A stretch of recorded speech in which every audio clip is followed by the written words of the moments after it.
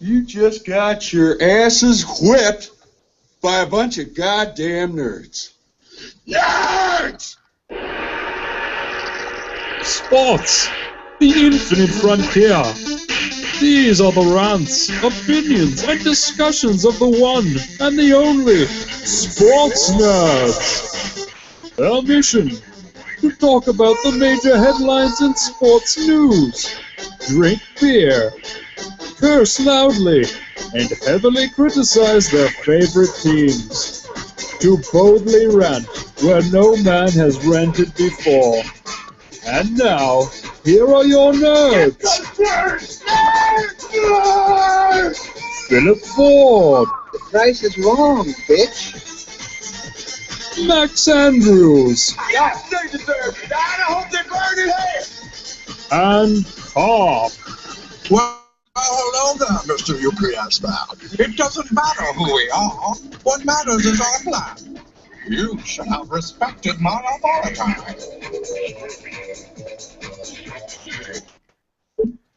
Hello and welcome to Sports Nerds. I'm Max here with Philip and Karf. I guess we're not here, we're all at a boot, but we're all here on the net. Yes, exactly. We are all here together on the interwebs. And we're going to talk about some sports and stuff. First, I want to apologize, though. I got to fix all the timing on that intro. Because everything keeps playing over. The intro is fucking awesome. All of them are sweet. Don't you ever let anyone tell you any different. I know it's awesome, but I just gotta move some of that audio around so it flows better. Yeah, well, fuck it. Yeah. Government work. But all right, no, sounding good, doing good. We're all here. Yeah, this is what's been like 3 weeks, I think, maybe since we've all been together. Yeah. 3 or 4 weeks. Maybe 4, yeah. Yeah, life kind of gets in the way. I miss you guys. All right. Let's get into it. Let's talk some stuff. All right, since we ran with the Mortal Kombat intro, we'll talk about some crazy gaming news. EA is cracking down on their pro gamers. They're testing for Adderall and stuff now. They're doing drug tests.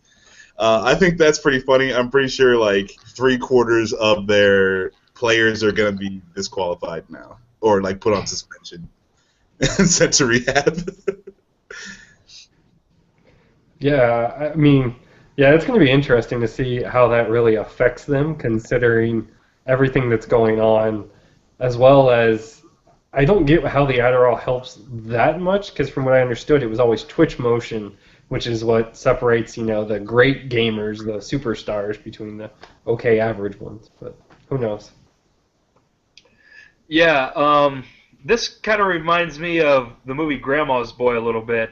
I don't know about you guys, but but I mean, drug testing, video game testers.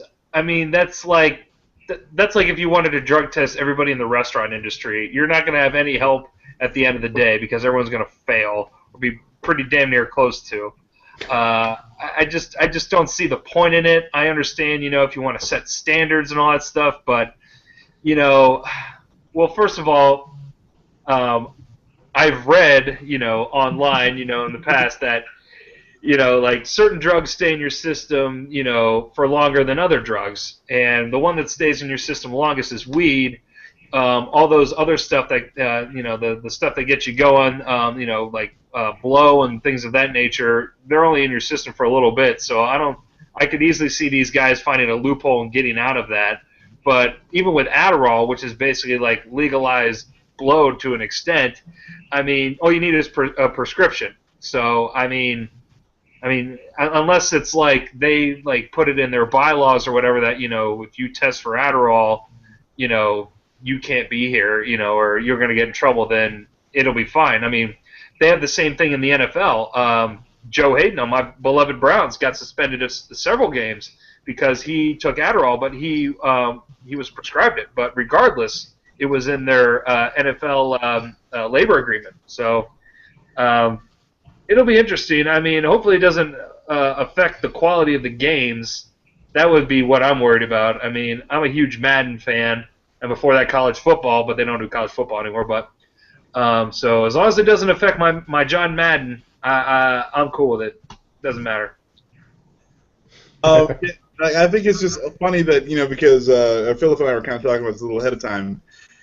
The average pro gamer isn't gaming past 23 or 24.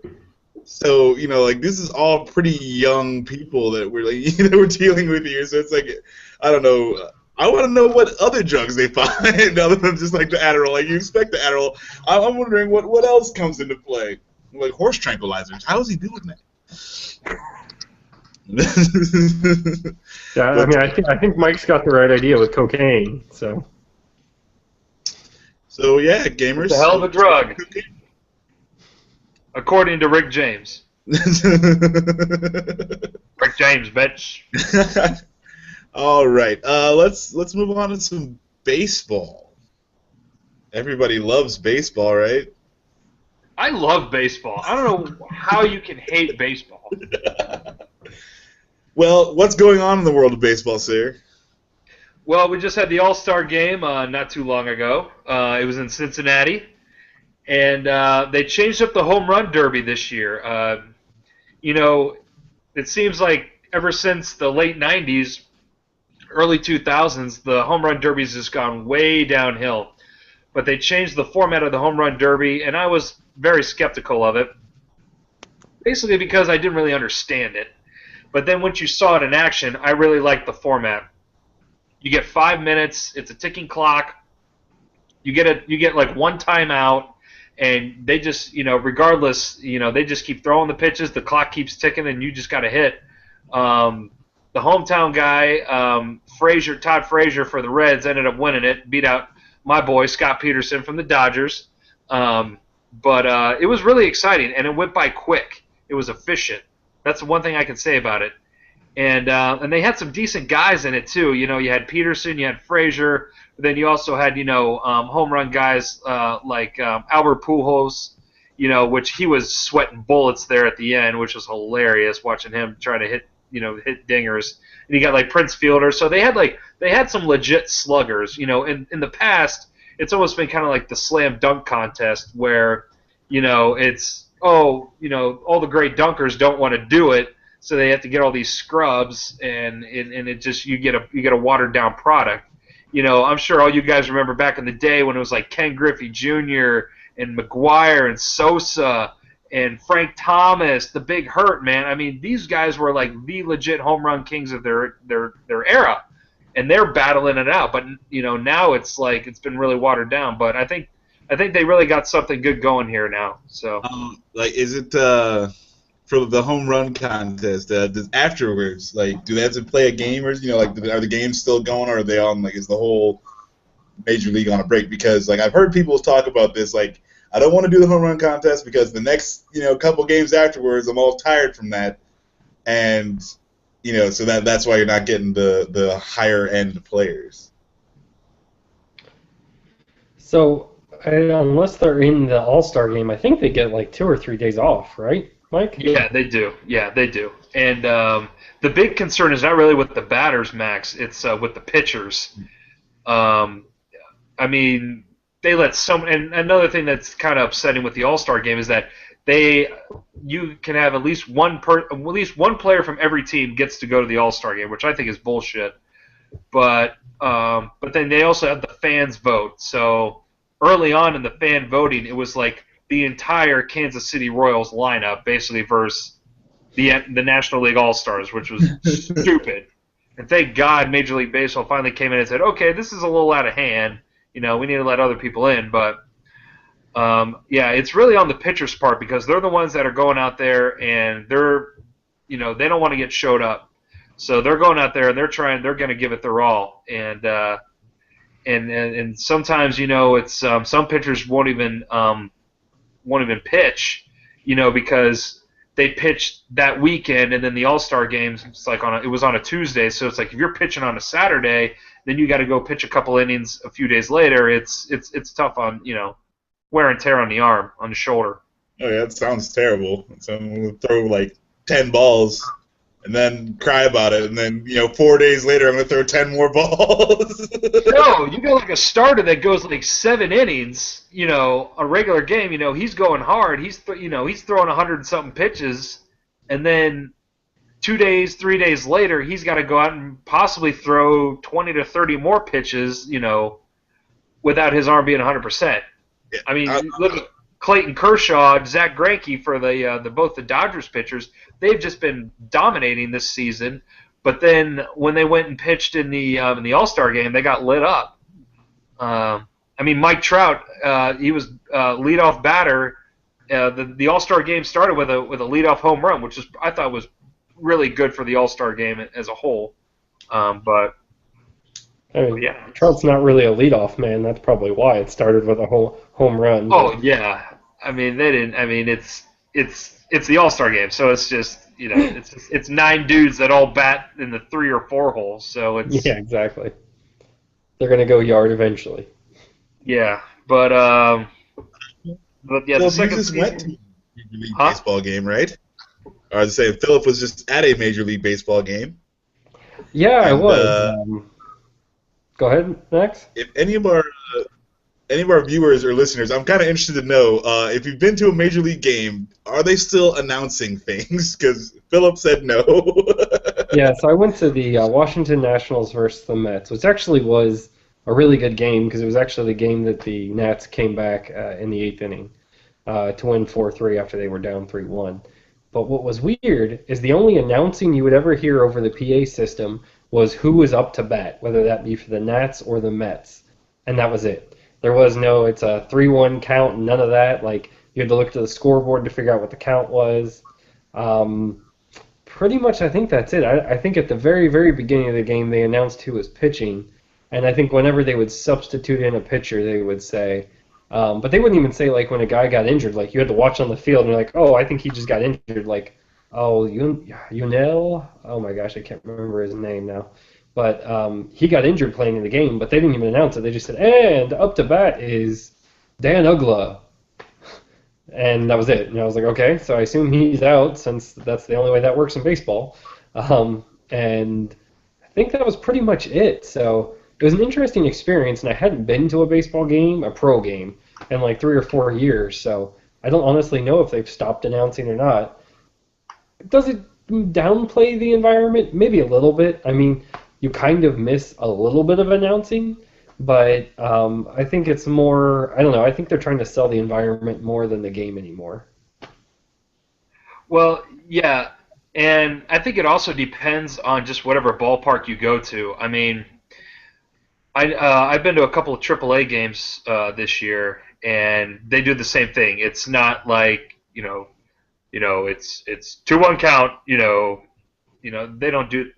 They don't do that. They just basically introduce. They'll say the batter's name, and then they get the little entrance music as they walk up to the plate, and then in between innings, they'll be like, okay, now it's time for the race, and they'll have like ketchup and mustard and relish, race each other and shit, or they're honoring a veteran or the veteran surprises his family, those kind of things. But yeah, like actually while play's going on, I think that's the discrepancy of whoever, of the ballpark you're at.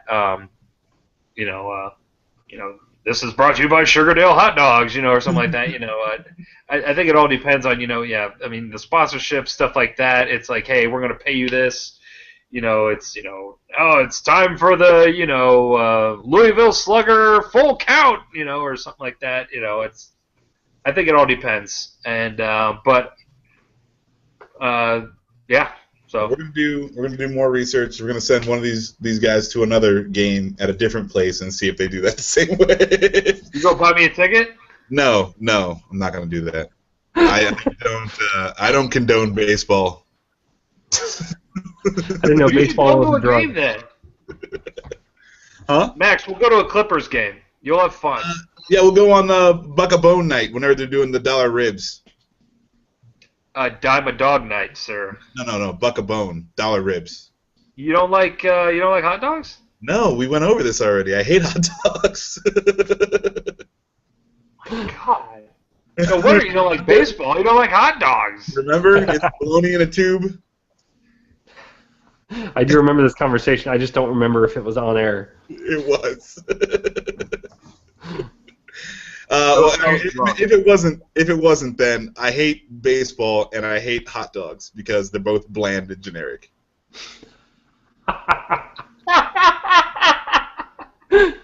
Oh, Max, you're awesome.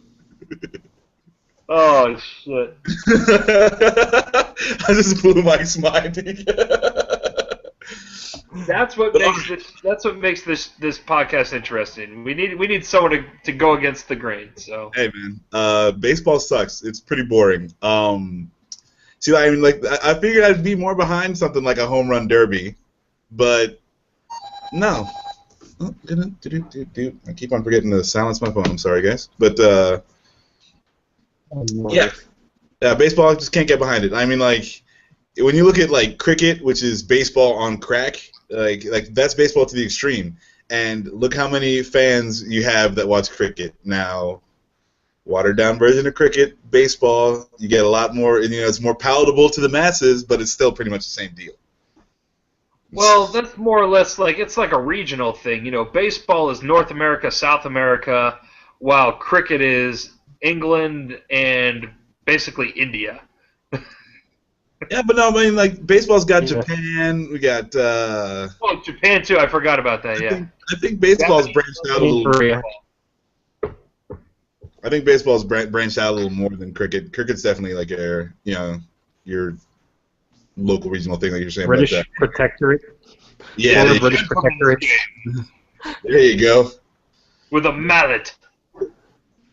Yeah, they play cricket in Jamaica too. My dad's a huge cricket fan.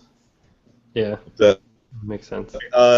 Something we didn't talk about beforehand. Jamaica beat the United States in men's soccer for the qualifier.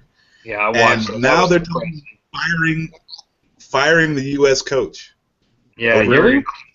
Officially? Yeah, because no U.S. team has lost to a Jamaican team ever. And Jamaica, like, this will be the first time that they like made it as far as they did, as quick as they did in like 60 years. Oh, okay. But I don't know, man. That's, whew. Well, I guess because I don't know who you're gonna get to replace him, and he actually did decent during the World Cup, but I guess he wasn't prepared. Yeah, I think this is kind of an overreaction, if anything. I mean, where it matters, the World Cup. We went to the elimination round, and we ended up losing to Belgium or Brussels. Yeah, Belgium. Yeah, we lost to Belgium, and which was a hell of a game, by the way. If you guys watched it, it was a couple of years ago now. But yep. I mean, these are the Pan Am games. I mean, the only reason why they're even on TV is just so they can get ratings and for sponsorships and all that bullshit. I mean, in the past, no one knew what the hell the Pan Am games were. Nobody cared.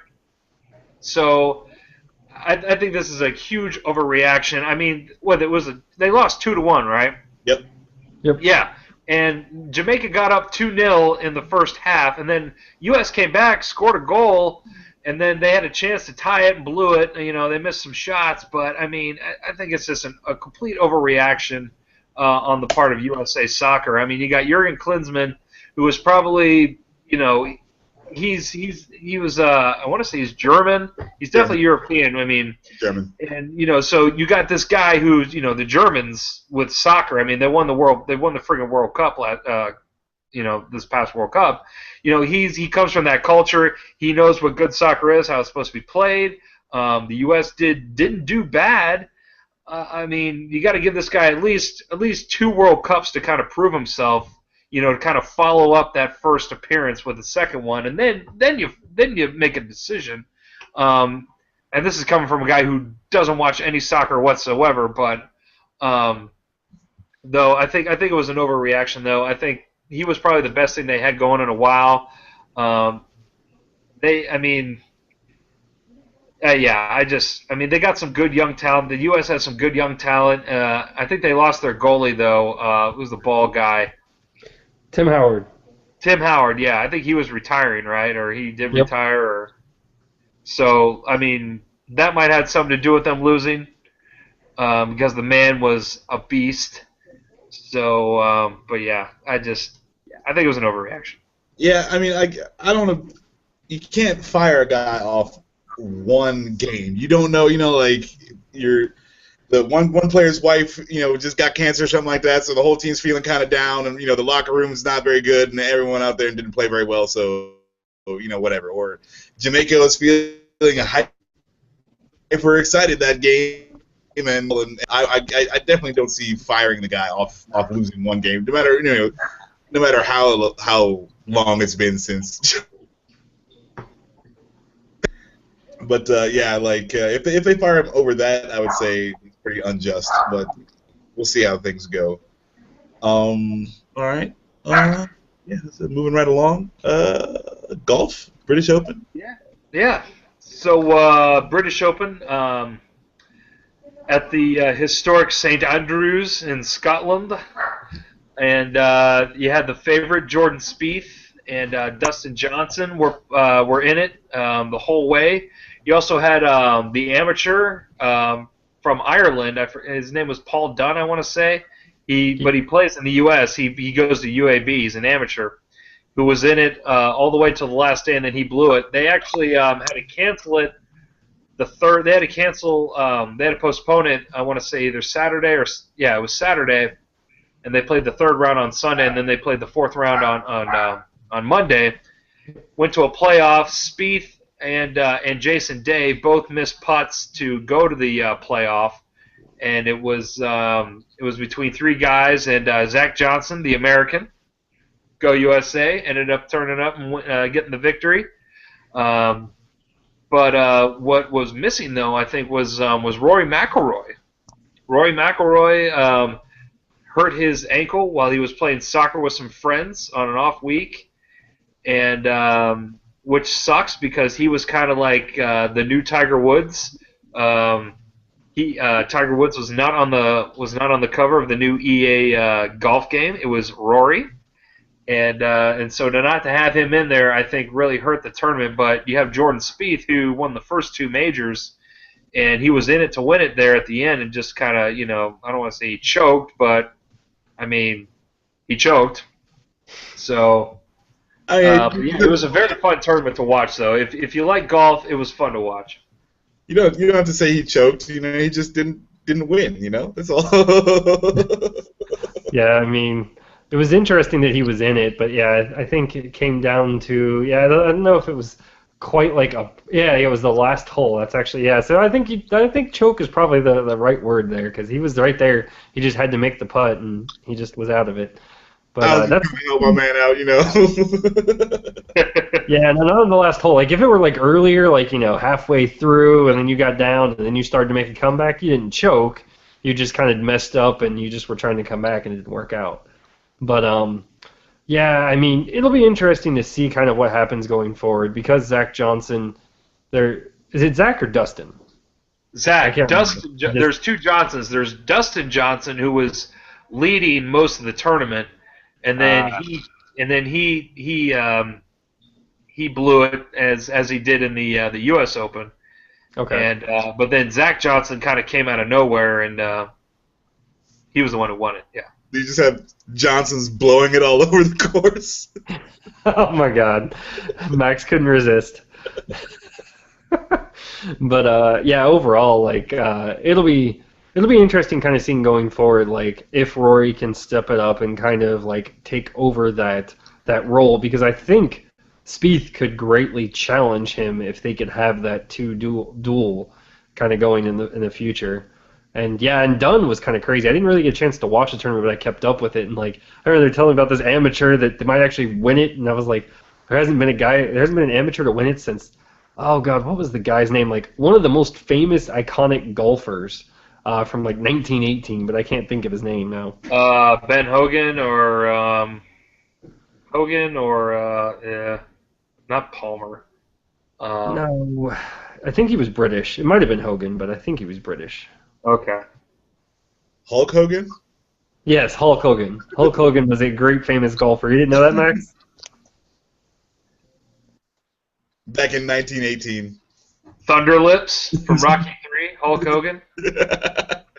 Well, real quick, speaking about Hulk Hogan, got in a little trouble with a sex tape, but not for the sex. We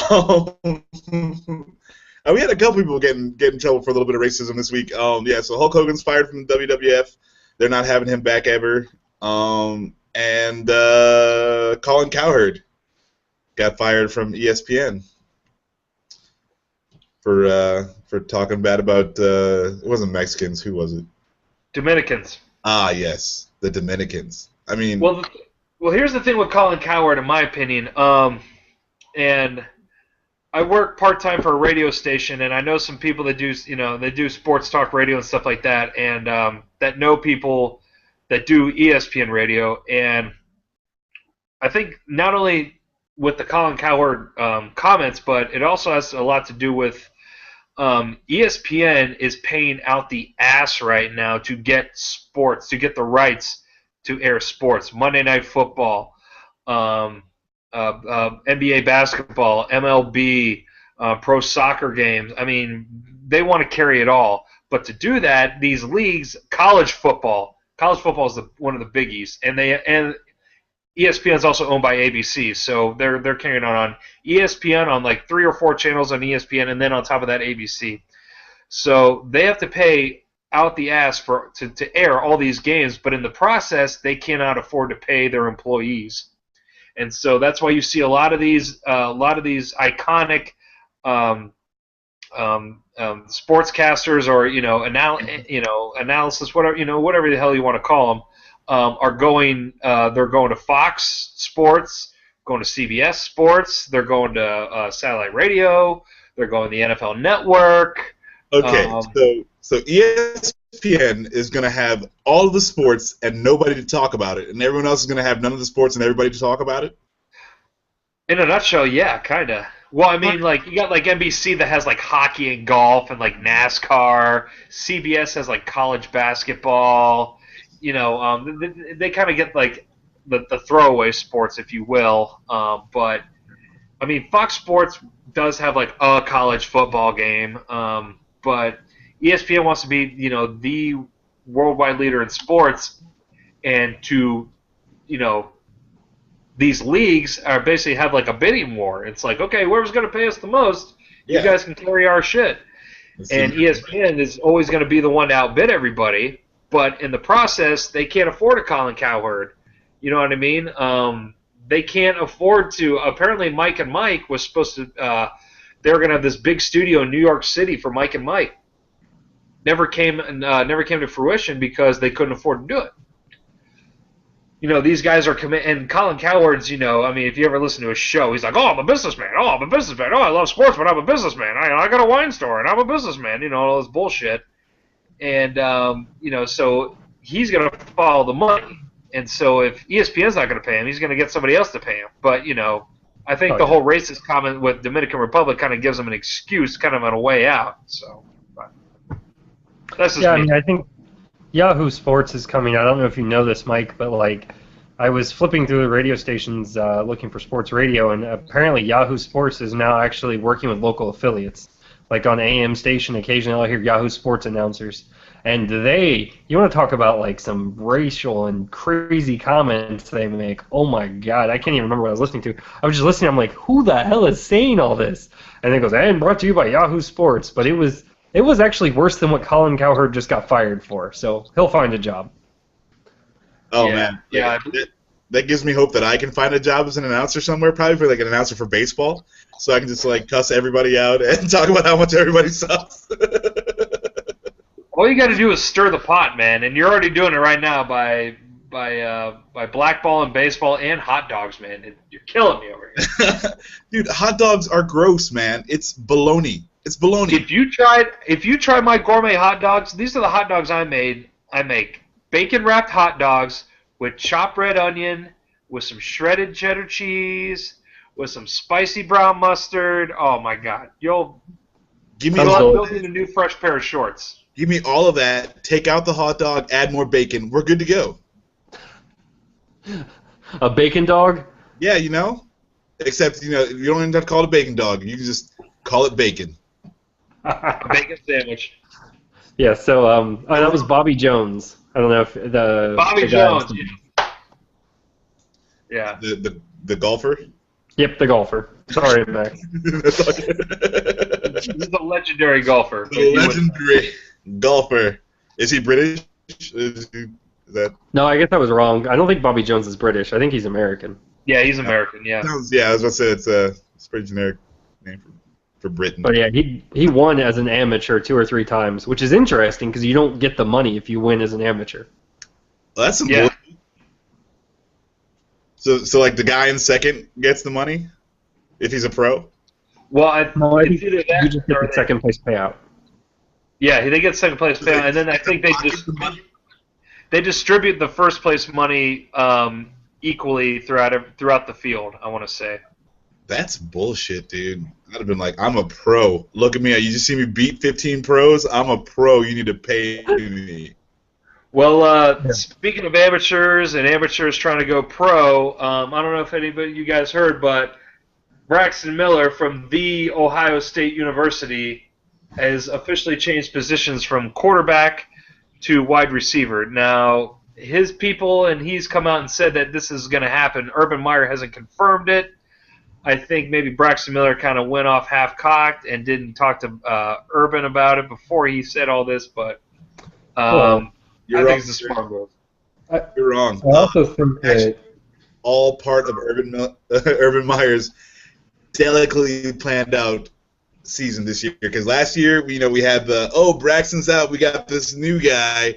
No one expected anything from him. JT Barrett wins like 35 games. Then it's like, JT Barrett went out. What are we gonna do? Cardell Jones comes out. Nobody knows what's going on.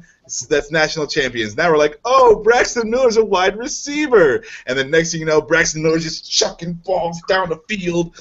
It's going to be great. It's going to be a great season. Yeah. I can't wait. I love the misinformation. I love all the lies that Urban's spreading. Like, nobody knows what's going on.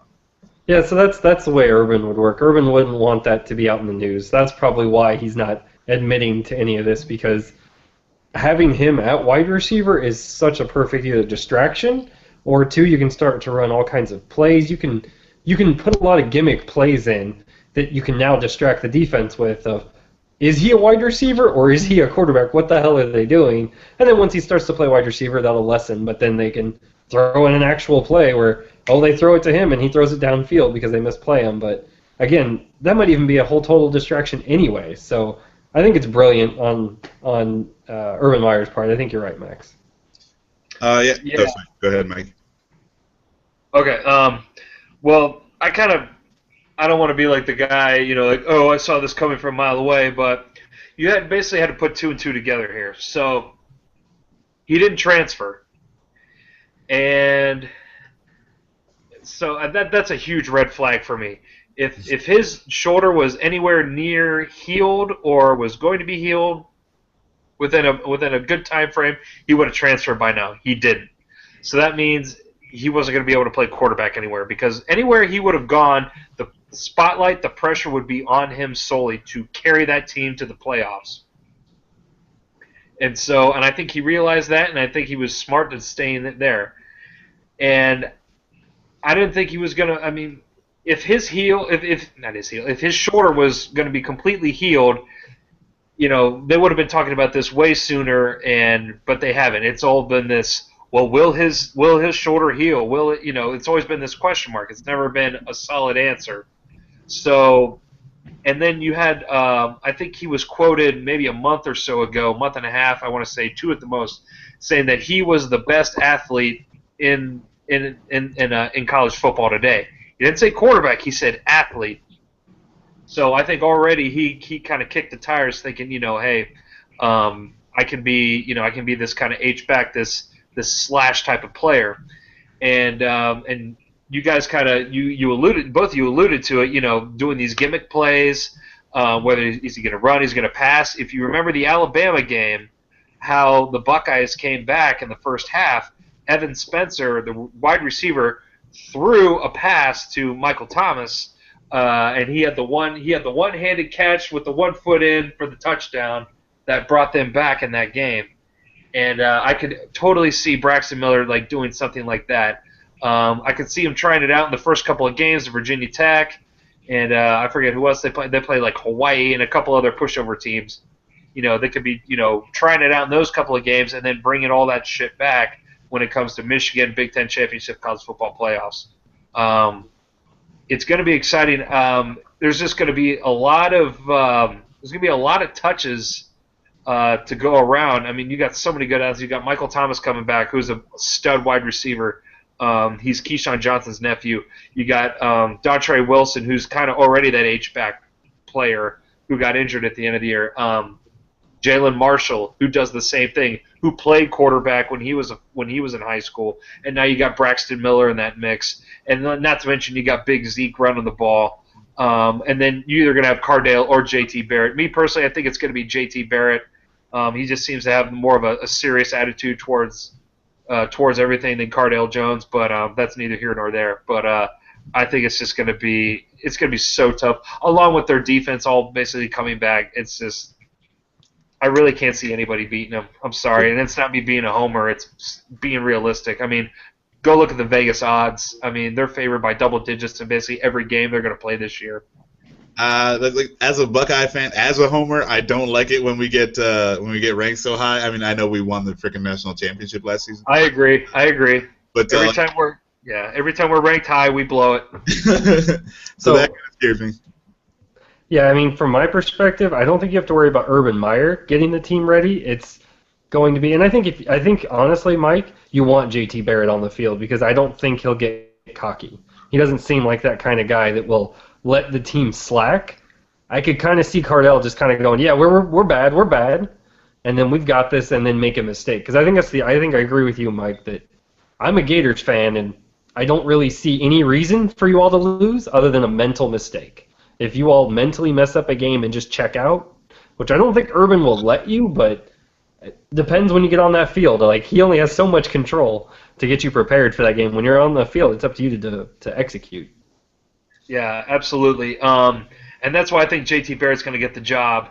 And I think that's why he leapfrogged Cardale Jones last year to steal the job from Cardale Jones. I mean, Cardale Jones had playing time. He played the season before, and he had the seniority and all this stuff. But JT Barrett outworked him, on the field, and he proved it. I mean, and it's you got Cardale Jones, tweeting, tweeting at what's her Ronda Rousey, a fan favorite on this show, and trying to hit on her and stuff like that. Where's JT Barrett? Cardale Jones is hitting on Ronda Rousey on Twitter? Yeah. That dude during the ESPYs. Check it out. I'm impressed. I would never say anything to Ronda Rousey just in case she might get upset at me. Well, he was like, "Hey, I'm sitting in the front row," and then he was tweeting at one of the Jenner girls too. Caitlyn? No, not Caitlyn. No, the young ones. One of her daughters.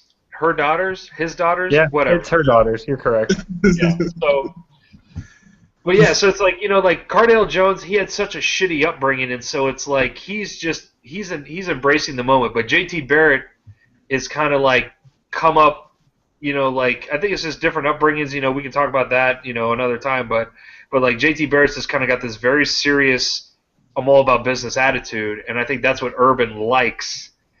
And I think, when it comes to making mental mistakes, that's going to trump whatever Cardale Jones brings to the table, regardless of talent. So.